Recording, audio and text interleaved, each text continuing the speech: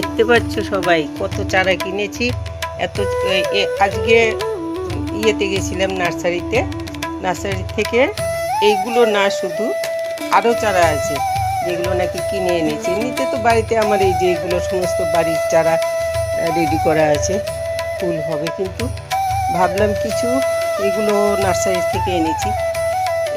এই যে প্যাকেটেরগুলো সব নার্সারির চারা এখানেও আছে। এগুলো নিয়ে যাচ্ছি ওপরে, এগুলো এখন ইয়েতে পটে লাগিয়ে দেব। একটু ভ্যারাইটি অনেক না থাকলে ভাল লাগে না।